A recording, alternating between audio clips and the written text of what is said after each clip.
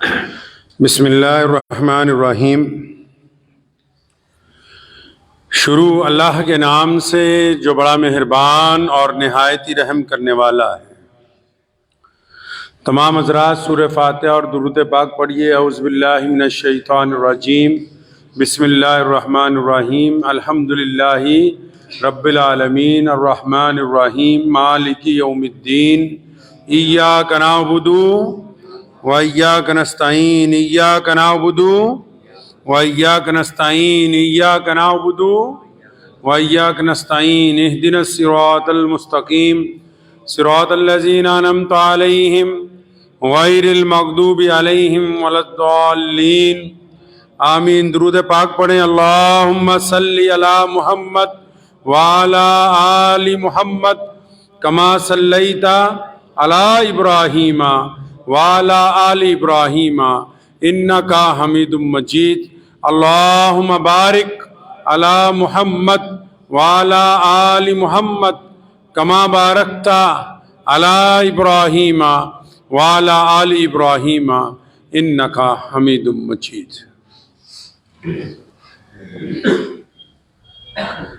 अल्लाह के प्यारे नबी हज़रत मोहम्मद रसूलुल्लाह सल्लल्लाहु अलैहि वसल्लम मदीना मुनव्वरा में बाजार से गुजर रहे थे। हर एक दुकानदार अपना सामान बेच रहा था तो नबी अलैहिस्सलाम अनाज वाली दुकान के आगे रुके। गंदुम वाले ने जो गंदुम की बोरियां भर के सजाया, गंदुम को, जौ को, खुश्क गंदुम, तो नबी अलैहिस्सलाम ने देखा कि बड़ा खुश्क गंदुम है, तो उस गंदुम की बोरी में दरमियान से ऊपर से हाथ डाला। जब वो हाथ दरमियान तक पहुंचा और वहां से जब गंदुम नबी अलैहिस्सलाम ने उठा के बाहर निकाला तो गीला गंदुम था। फरमाया मन गश्शा, फरमाया रसूलुल्लाह सल्लल्लाहु अलैहि वसल्लम ने धोखा देने वाला, फरमाया लोगों के साथ धोखे से माल बेचने वाला, फरमाया जो दूसरों के नजरों से ओझल होके बेईमानी करना चाहता है, जो ऊपर से कुछ है अंदर से कुछ है, फरमाया जो धोखा देता है वो मुझसे नहीं है, वो मेरी उम्मत में से नहीं, फरमाया वो हम में से है ही नहीं जो धोखा देता है। फरमाया ये नहीं हम में से। इमाम अबू हनीफा रहमतुल्लाह अलैह बहुत बड़े बिजनेसमैन थे, कारोबारी थे बहुत बड़े। तो अचानक जब बादल आ जाते थे तो फौरन अपने मुलाजिमों को कहते थे कि एक शोरूम बंद कर दो। उस दौर में लाइट तो नहीं थी, बिजली नहीं थी। मुलाजिमिन ने पूछा कि हजरत इतना बड़ा कारोबार है, इतने दुकान पे लोग आते हैं, लाइनें लग के आपका सामान बिकता है और मौसम खराब होता है तो आप फौरन कह देते हैं दुकान बंद कर दो। फरमाया हाँ, बादल आने की वजह से रोशनी कम हो जाती है तो जो खरीदार है, ग्राहक है, उसको ये समझ नहीं आ पाती ये कपड़ा कितने अच्छे मेयार का है या घटिया है। कहीं वो घटिया को अच्छा समझ के खरीद ले, उसके साथ धोखा हो जाए। और मेरे नबी अलैहिस्सलाम ने तो फरमाया कि धोखा देने वाला हम में से नहीं है, बंद करो इसको। जब सूरज की रोशनी होगी, साफ सुथरा पता लगेगा भला क्या है, चंगा क्या है, सफेद क्या है, गंदला क्या है, उस रोशनी में सामान को बेचेंगे। एक साहबी रसूल सल्लल्लाहु अलैहि वसल्लम के बारे में आता है, घर पहुंचे, कारोबार करते थे जानवरों का, तो पूछा वो ऊँटनी कहाँ गई जो हमने यहाँ अलग से बांधी थी, बीमार है। तो नौकर ने बड़ी खुशी के साथ उनके आगे दिनार रखे, कई सौ की, जनाब वो तो मैंने बड़ी महारत के साथ बेच दी। फरमाया अच्छा, उसको बताया था कि ये बीमार है, ये दौड़ नहीं सकती? नहीं नहीं ये तो नहीं बताया। बड़ों उससे पूछा था लेनी किस लिए है? ज़िबा करने के लिए लेनी है, सफर करने के लिए लेनी है, हल जोतने के लिए लेनी है, बाग में काम करने लगाना है। कह ये भी नहीं पूछा। अपने नौकर का हाथ पकड़ा, उस सड़क पर चल पड़े, उस सिमत चल पड़े जिस तरफ से खरीदार आया था। कई मील का सफर करके वो मिल गया, उसे पकड़ा, उसे बताया मेरे मुलाजिम ने गलत बयानी कर दी मेरे भाई, ये सामान में तो दाग लगा हुआ है। खुद सुना मेरे नबी अलैहिस्सलाम ने फरमाया धोखा देने वाला हम में से है नहीं। मुझे याद पड़ता है मेरे वालिद मरहूम शेर इस्लाम मौलाना हबीबुर रहमान साहब लुधियानवी रहमतुल्लाह अलैह, आज से 10-15 साल पहले एक दफा अपनी पुरानी एम्बेसडर बेचनी थी, तो जो साहब खरीदने के लिए आए, यहाँ यूनिवर्सिटी में कोई प्रोफेसर थे सरदार जी, तो जब वो बैठे मियाँ बीवी आके, तो हजरत ने 200 खराबियां कार की गिनवा दी। तो हंस के कहने लगा मौलाना साहब बेचन ली सानू बुलाया कि भजान ली बुलाया? कि माल तो बेचना है लेकिन कीमत उतनी चाहिए जो जायज हो।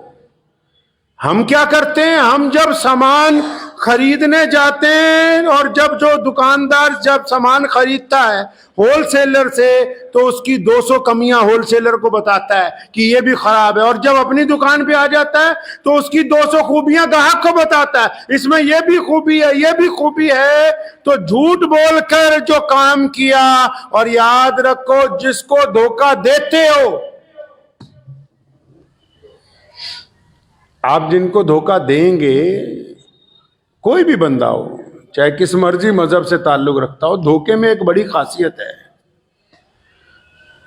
किसी को आपने धोखा दिया तो जो बंदा धोखा खाएगा वो 1 दिन 2 दिन 3 दिन 5 दिन 1 महीना 2 महीना परेशान रहेगा, आखिर धोखे में से निकल जाएगा, फिर तरक्की के रास्ते पर लगेगा। याद रखना ये बात, जिसको आप धोखा देंगे वो मुद्दते कलील के लिए परेशान होगा, बाद में अल्लाह उसको इज्जत देंगे, तरक्की की तरफ जाएगा। लेकिन जो धोखा देने वाला है, ये धोखा घूम फिर के सारी दुनिया से वापस उसके माथे पे आके टकरेगा, बाद में उसकी चौखट पे आके लगेगा, और ऐसे मौके पे इसको धोखा मिलेगा जब ये सोचता होगा कि अब तो सारे काम बन गए। धोखा जो है अपनी मंजिल पे वापस आता है, ये सोचता है कि मैंने फलां को फराड करके सामान बेच दिया, हो गया मामला हल। हल नहीं हुआ, ये अपने जिम्मे गुनाह छोड़ा है जिसने वापस आना है तुम्हारे तक। ये धोखे वाली बातें आज इसलिए याद आ गई कि 5-7 महीने पहले हमारे एक भाई, दीनी भाई शहाब चतुर साहब, अल्लाह उनकी हिफाजत फरमाए, उनको सेहत अता फरमाए, उनकी उम्र दराज फरमाए, वो केरला से चले हज करने के लिए पैदल। कहां जाना है जी हज करने के लिए? बैतुल्लाह जाना है, मक्का मुकर्रमा। हज कब पूरा होता है जी?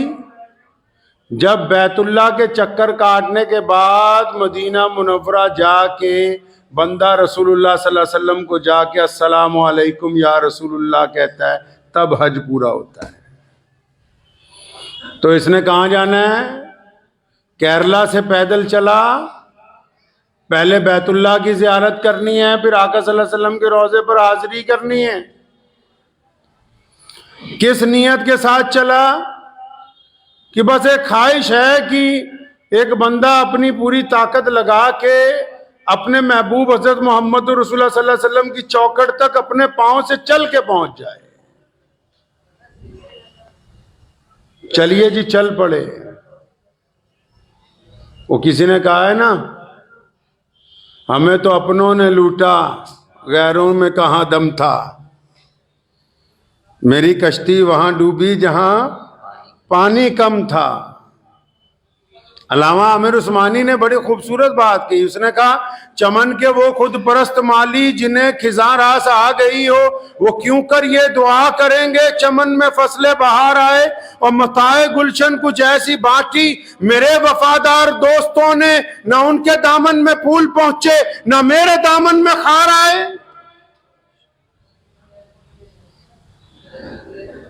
हजार जिद्दत तराजियों के मिजाज बदला करे जमाना, मगर यकीन रहे तो आमिर मिजाज बातिल वही पुराना। जुबां पे इस्लाम का वजीफा मगर ख्यालात काफिराना। हमारी पस्ती की इंतहा क्या, हमारी जिल्लत का क्या ठिकाना। गुनाह तो फिर गुनाह ठहरे, इबादतें भी मुजरिमाना। शाह भाई चल पड़े।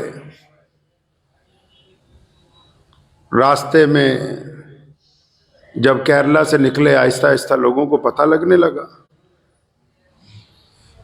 तो लोग उनके पास आने लगे मुसाफे के लिए, जियारत के लिए। मैंने ये बात उनको भी कही, शाह साहब को। मैं कहा तुम्हें कुछ अंदाजा है कि ये जब तुम चलते हो, ये इतने लोग फूल लेके आते हैं और इतने लोग मुसाफे के लिए आते हैं, घरों में से औरतें आती हैं, बच्चे आते हैं, मुसलमान आते हैं। हमारे हिंदू सिख भाइयों ने बहुत जगह आपकी जियारत की, मुसाफे किए, अपने पास ठहराया। भी क्या शाह चुतुर में हीरे लगे हुए हैं? आलिम है, कोई मुहद्दिस है, मुफक्किर है, कोई ख्वाजा मोइनुद्दीन चिश्ती अजमेरी की तरह वली है? क्या है? तो हमने उन्हें कहा कि शाह भाई, ये हम जैसे जितने लोग गुनहगार लोग, हम जो बार बार तुझसे मुसाफा करने आते हैं ना, इसलिए आते हैं कि तू मोहम्मद रसूलुल्लाह की तरफ जा रहा है, क्योंकि तुमने हमारे आका सल्लल्लाहु अलैहि वसल्लम के रोजे की तरफ पैदल सफर शुरू किया है। ये जो तुमसे मोहब्बत का जज्बा है, ये दर हकीकत मोहम्मद रसूलुल्लाह सल्लल्लाहु अलैहि वसल्लम से जो इश्क है, जो जुनून है, जो अकीदतें हैं, ये उसका एक हिस्सा है जो पूरी दुनिया के मुसलमान तुम पर निछावर कर रहे हैं। चल पड़े। तो जगह जगह लोगों ने इस्तकबाल किया। यहां हमारे पंजाब में जब एंटर हुए तो मैं उनसे मुलाकाती हुआ। हमने कहा हमारे लायक जो खिदमत होगी बताइएगा। तो चंद दिन बाद उनका पहली दफा फोन आया कि सफर जो है वो आहिस्ता करना पड़ेगा, क्योंकि पड़ोसी मुल्क वाले, जब मैं चला था जाने से पहले पाकिस्तान की एम्बेसी में गया था, वीजा मांगा था, तो उन्होंने कहा कि जब बॉर्डर के करीब पहुंच जाओगे तब वीजा दे देंगे, ताकि मियाद 3 महीने की होती। तो अब जब आ गए, करीब आ गए, तो कहते हैं आज देंगे, कल देंगे, परसों देंगे, नरसों देंगे। तो जब और करीब आ गए तो वो चुप ही हो गए, भी देंगे वीजा के नहीं देंगे। फिर एक झूठी अफवाह उड़ाई गई उनकी तरफ से, पड़ोसियों की तरफ से, कि जी भारत की सरकार जो है चिट्ठी नहीं दे रही। मुझ तक ये बात पहुंची। मैंने कहा जिनसे वीजा मांगा दरखास्त लिख के, क्या उन्होंने लिख के हमें एतराज दिया कि चिट्ठी लिखवा लो अपनी हुकूमत से?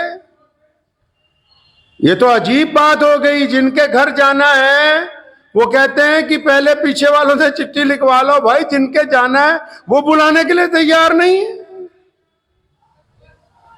लोगों को गुमराह करने के लिए। और जब हमने इसमें एतराज किया तो फिर वो चिट्ठी वाली बात जो है वो गायब होनी शुरू हो गई। शहाब भाई अमृतसर के खासा में बैठ गए जाके। अब उन्होंने नई बात शुरू कर दी कि अच्छा ईरान का वीजा ले आओ, तब तुम्हें यहां से गुजरने देंगे, क्योंकि अगर हमने तुम्हें वीजा दे दिया, आगे जाने का रास्ता ना हुआ तो हम कहां रखेंगे भाई तुम्हें।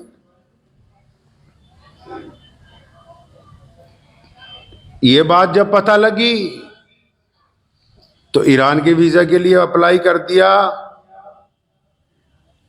तो ईरान वालों ने वीजा दे दिया अल्हम्दुलिल्लाह। अब जब उनका वीजा भी आ गया तब भी आजकल हो रही है, इस हफ्ते देंगे, अगले हफ्ते देंगे, परसों देंगे, नरसों देंगे। 4 महीने हमें अपनों ने लूटा, गैरों में कहां दम था। मैं कह रहा था एक साथी को, लोहे को तो लोहा काटता है ना। ये तो जा रहा था बैतुल्लाह की तरफ, भारत की सरकार ने तो कोई एतराज नहीं किया। मैं ये इसलिए नहीं कह रहा हूं कि ये हमारी सरकार है, इसलिए कह रहा हूं कि दुनिया की सबसे बेहतरीन बड़ी तादाद में मुसलमान इस मुल्क में रहते हैं और हमें पता है कि अपनी हकूक का, अपने दीन का, अपनी आजादी का तहफ्फुज किस तरह करना है। हमने कभी किसी से डर के कोई काम नहीं किया है। हो सकता है, होता रहता है, कुछ फिरका परस्त शोर मचाते रहते हैं, लेकिन इसका मतलब ये तो नहीं कि हमने अजान देनी छोड़ दी, नमाज पढ़नी छोड़ दी। इसका मतलब ये तो नहीं कि हम दीन पे नहीं चलते। इसका मतलब ये तो नहीं कि हम अकायद की हिफाजत नहीं करते। मुल्क का, हमें इस बात का फख्र है कि हमारे मुल्क का कानून इस हद तक मजबूत है कि अगर मजलूम आदमी हक और इंसाफ की लड़ाई लड़ने पर आ जाए तो किसी ना किसी मुकाम पर जाके आज भी इंसाफ का डंका इस जमीन के ऊपर बजता है। आजकल करने लगे जी। फिर उनको कहा कि चुप हो जाओ बिल्कुल, और अपने मीडिया को कहा कि शोर मचाओ कि चला गया है, चुपचाप निकल गया पाकिस्तान से। तो वहां के 2-3 बेईमान यूट्यूबर जो हैं, जो धोखा देने की बात करते हैं, उन्होंने मुहिम चलाई कि जी चला गया है, निकल गया है, गुजर गया है। जब ये बात पता लगी मैं फिर उनके पास गया। मैंने कहा अगर हम चुप रहेंगे दुनिया को हकीकत नहीं पता लगेगी। जब लाखों मुसलमानों के जज्बात आपसे जुड़े हैं तो बताइए लोगों को कि मैं यहीं हूं।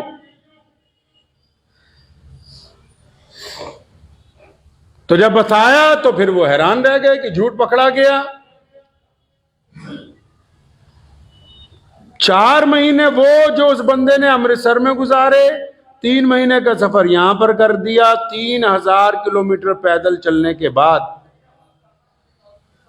मैं बड़ी माफी के साथ पाकिस्तान के तमाम उलमा रब्बानीयीन ने, हर जगह हर बंदा नहीं खराब होता, और वहां की आवाम से माजरत के साथ कहना चाहता हूं कि पाकिस्तान की हुकूमत बददियानत हुकूमत है, धोखेबाज हुकूमत है, बेईमान है। मुझे बहुत सारे लोगों ने कहा कि कुछ ना कहना। स्पेन से एक साहब का फोन आया कि अपनी अगर खैरियत चाहते हैं, सेहत ठीक चाहते हैं तो पाकिस्तान के खिलाफ ना बोले। मैंने कहा हम हक और इंसाफ के लिए अपने मुल्क में रह के बोलते हैं, तो ये कौन सी बड़ी बात हो गई कि पड़ोसी का अगर कोई जालिम जुल्म करे तो हम उसके खिलाफ ना बोले। क्योंकि मौलवियों को मरवाना तो वहां की हुकूमतों का रवाज रहा है ना, पाकिस्तान में रवाज है उलमा कराम को मारना। तो वहां के उलमा और अवाम जो है दीनदार लोग, उनसे माफी के साथ कहना चाहता हूं कि आपकी हुकूमत बददियानत हुकूमत है। और शहाब चतुर का जो हज खराब किया पैदल, आप सोच रहे होंगे पैदल कैसे खराब किया। इस नीयत के साथ चला कि केरला से मक्के पैदल चलना है। यहां जब अमृतसर से वाघा से एंट्री हुई, दूसरे दिन सुबह को उसे जबरदस्ती रोते हुए को, बिलबिलाते हुए को पकड़ के लाहौर एयरपोर्ट से ईरान की फ्लाइट में बिठा के पाकिस्तान से बाहर निकाल दिया गया। ये कौन सी मुसलमान हुकूमत है जो एक मुसलमान को पैदल चलने का रास्ता अपने मुल्क में से नहीं दे सकी। ऐसी हुकूमत होती है। इसको बोलते हैं कि डींगा हक हाँक लो इना को जिन्निया, असी न्यूक्लियर पावर हैं जी, बंदा एक तुहाडे को पैदल नहीं कढ होया। शर्म ना डूब के मर जाओ।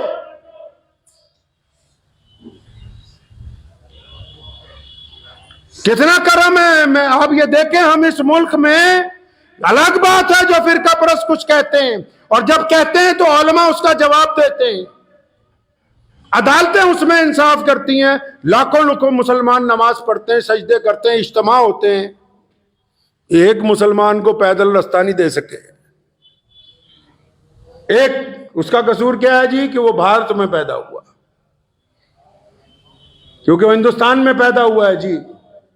काश के हिंदुस्तान की, भारत की सरहदें ईरान तक लगी होती तो आज ये बंदा खैरियत के साथ चलता हुआ मक्का मुकरमा अपनी उम्मीद, और जो उसने अल्लाह ताला से अपनी उम्मीद दिल लगाया कि मैं पैदल वहां तक पहुंचूंगा, आराम से चला जाता।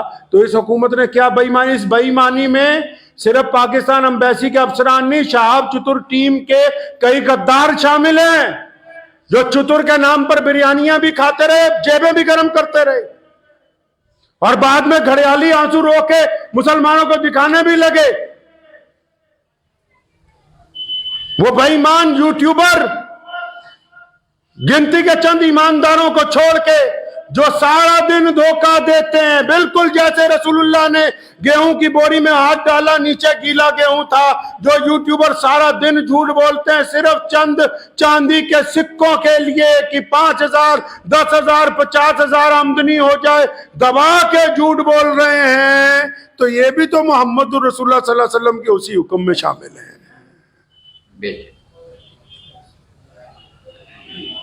धोखा किया उस मजलूम के साथ, यहां से कहा कि तुम्हें वीजा दे दिया है, और उस धोखे में शहाब चतुर टीम के लोग, हम जाएंगे अभी पंजाब पुलिस के डीजीपी के पास, जिन्होंने धोखा दिया वो ये ना समझे कि वो बख्शे जाएंगे। एक एक बंदे का नाम, उसके सारे फोन, उसकी डिटेलें, सब कुछ कहेंगे हम अपनी हुकूमत को कि इकट्ठी करके पता करो किस किस ने बेईमानी की है। अगर लाहौर से ईरान बाई एयर ही जाना था तो यह कौन सी इतनी मुकद्दस जमीन है लाहौर की कि हम अमृतसर से ईरान नहीं जा सकते थे।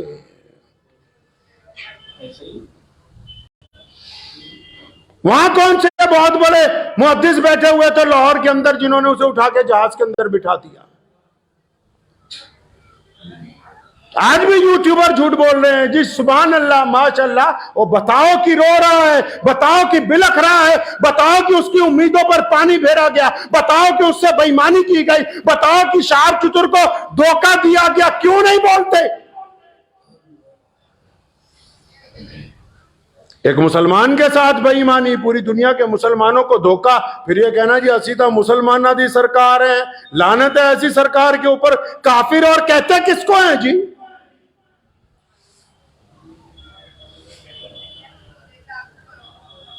उम्मीदों पर पानी फेरा, जबरदस्ती की, और ये 3-4 ठेकेदार बदमाश जो साथ में लगे हुए थे, जिनकी पोल इंशाल्लाह जल्दी खुलेगी, जब यूट्यूबरों के आगे जाके जी हमने ये किया जी, हमने वो किया जी, ये हमारी ऑडियो जी, ये वहां का सबूत है जी, जिन्होंने बेईमानी करके ये साजिश रची। क्यों भेजा हमारे मुल्क के एक आदमी को धोखे से पाकिस्तान? अगर उसने रास्ता देना ही नहीं था, अगर वो उसको पैदल ताफ्तान तक पहुंचा ही नहीं सकते थे, अगर वो अपने मुल्क में, हमारे मुल्क में 3,000 किलोमीटर चला वो बंदा, केरला से लेकर अमृतसर तक, कदम कदम पर तमाम मजहबों के लोगों ने, मुसलमानों ने तो करना ही करना था, तमाम रियासतों की हुकूमत ने इस बात का ख्याल रखा कि चतुर आराम से गुजर जाए, चतुर को तकलीफ ना हो कि एक बंदा हज करने के लिए जा रहा है, तुम उसको चंद किलोमीटर अपने मुल्क में चलाने के बाद ज्यादती करते हो और फिर यह कहते हो कि हम मुसलमान हैं। मैं वहां के भी उलमा से, जो दयानतदार लोग हैं, उनसे गुजारिश करूंगा कि जो बेईमानी कर रहे हैं वहां बैठ के, इनकी पोल खोलिए, कम से कम पता लगे कि हक पसंद कौन है, बेईमान कौन है।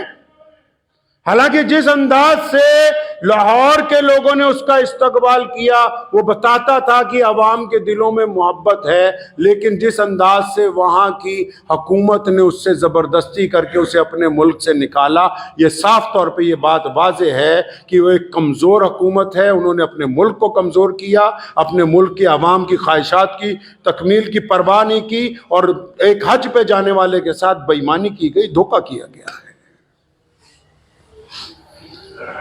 और वो ज्यादा खुश ना हो जो ठेकेदार बने थे, जिन्होंने शहाब भाई को धोखा दिया, शहाब के नाम पर अपने अपने मकसद हल करते रहे। हमारे मुल्क के इस नौजवान के साथ जो बेईमानी की गई है, इसके मुतालिक इंशाअल्लाह ताला हाई लेवल इंक्वायरी होगी। आप उस रात को तो ये किस्सा इसलिए सुनाया, पूरी दुनिया परेशान है, कोई समझ रहा वहां जा रहा, कोई वहां जा रहा। अल्लाह के बंदे, इधर पहुंचा उधर बेईमानी। ये हमारा शेवा है? यह गुनाह हो गया? हिंदुस्तान में, भारत में कुछ हो जाए, पाकिस्तान का मीडिया पूरा शोर मचाएगा, ये हो गया जी, वो हो गया। तुमने एक भारत के मुसलमान के साथ क्या किया बताओ भाई? क्या किया उसके साथ तुमने? वहां क्यों रोता हुआ गया है वहां से? वो क्यों नहीं वो पैदल चल सकता था उन सड़कों के ऊपर? आज मैं जिम्मेदारी से बैठ के कहता हूं, आज अल्लाह का शुक्र इस बात पे अदा करता हूं कि 1947 में मुजाहिद आजादी रईसुल अहरार मौलाना हबीबुर रहमान लुधियानवी ने इसी जामा मस्जिद से कहा था कि इस मुल्क का क़याम ना करो, और जब हो गया फरमाया मैं वहां नहीं जाऊंगा। ये अल्लाह का शुक्र रहा कि हम इस जमीन पर हैं, गर्चे हमारी तादाद कम है लेकिन इज्जत के साथ 5 वक्त अज़ान दे के नमाज पढ़ते हैं। किसी मुसलमान के साथ कभी धोखा देने की नौबत नहीं आती है। इसलिए आप भी याद रखें, शहाब चतुर को दुआओं में तो याद रखें, लेकिन अपनी जाती जिंदगी में ये बात सीख लीजिए। अपनी जाती जिंदगी में ये बात सीख लीजिए, धोखा जिसको देंगे धोखा पलट के आएगा। चतुर का कुछ नहीं गया, अजर देने वाला अल्लाह है, उसकी नीयत पाक थी, उससे जबरदस्ती हुई है, अल्लाह के घर तक पहुंच जाएगा। लेकिन वो बदमाश चतुर के नाम पे जो ठेकेदार बने यहां, जो साथ में चलते रहे, जिन्होंने मुसलमानों को धक्के भी मारे, बदतमीजियां भी की, और बाद में उसको ये नहीं बताया कि वहां जा रहे हो, वहां जाते ही तुम्हें जहाज चढ़ा देंगे।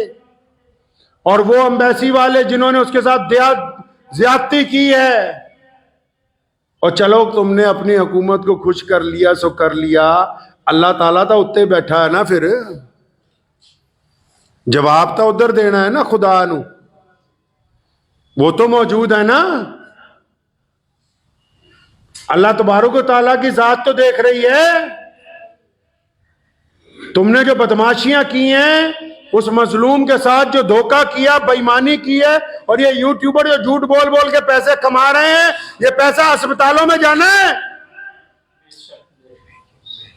एक हाजी के नाम पर झूठ बोल बोल के जो दौलत इकट्ठी कर रहे हो, ये काम आने वाला नहीं है। दौलत किसी का काम नहीं आई, और मेरे रसूल सल्लल्लाहु अलैहि वसल्लम ने दौलत को पसंद नहीं किया।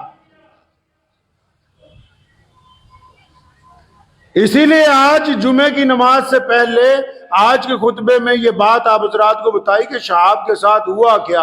वो ईमानदारी के साथ चला। पड़ोस के मुसलमान मुल्क ने एक मुकद्दस सफर को बेईमान बना दिया, एक मुकद्दस सफर पर दाग लगा दिया। कभी कहा कि लेटर ले आओ, कभी कहा ईरान का वीजा ले आओ, कभी कहा आज चलेंगे कल चलेंगे। साथ में जितने लगे हुए थे खाने पीने वाले, उनकी तो मौज लग गई,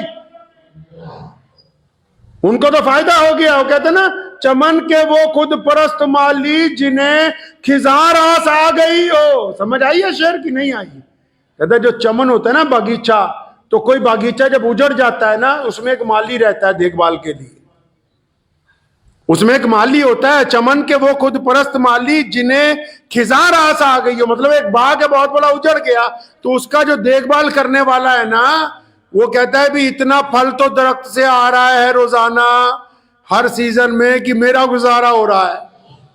अगर ये बाग ठीक हो गया तो लोगों को फायदा होगा, बाग ठीक हो गया तो मालिक को फायदा होगा। चमन के वो खुद परस्त माली जिन्हें खिजार आस आ गई हो, वो क्यों कर ये दुआ करेंगे चमन में फसलें बाहर आए। मताए गुलशन कुछ ऐसी बाटी, चतुर के वफादार दोस्तों ने ना उनके दामन में फूल पहुंचे ना इनके दामन में खा।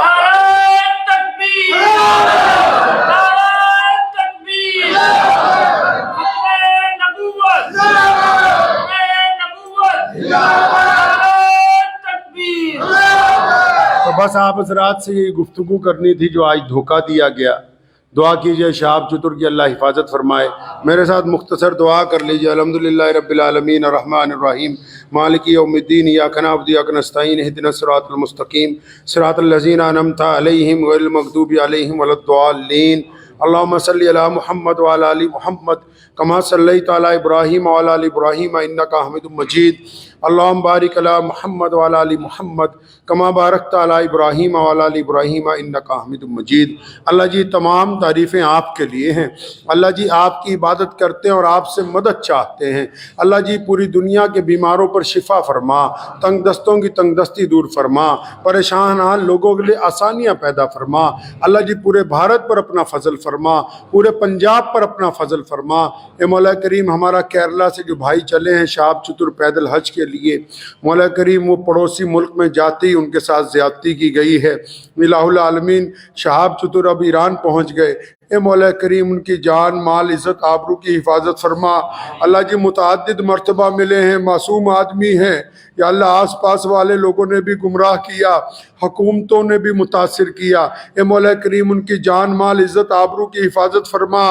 अल्लाह जी आपका वो बंदा आपके घर की तरफ रसूलुल्लाह सल्लल्लाहु अलैहि वसल्लम के रोज़े की तरफ पैदल जा रहा है। ए मौला करीम हर कदम पे अच्छे लोगों का साथ अता फरमा। या अल्लाह उनकी जान माल इज़्ज़त आबरू की हिफाजत फरमा। और या अल्लाह इस सफ़र में जो कमी आ गई इसको अपने फजल करम से पूरा फरमा दे और आफियत के साथ इस हज के अंदर उनकी शमूलियत को कबूल फरमा। अल्लाह जी इन मुख्तसर तरीन दुआओं को अपने प्यारे नबी हज़रत मोहम्मद रसूलुल्लाह सल्लल्लाहु अलैहि वसल्लम के सदक़े कबूल फरमाइए। अल्लाहुम्मा बारिक अला मुहम्मद व अला आलि मुहम्मद कमा बारकता अला इब्राहीम व अला आलि इब्राहीम इन्नका हमीदुम मजीद। व सल्लल्लाहु तआला अला खैरि खल्क़ि अजमाइन व बिरहमतिहि। भारत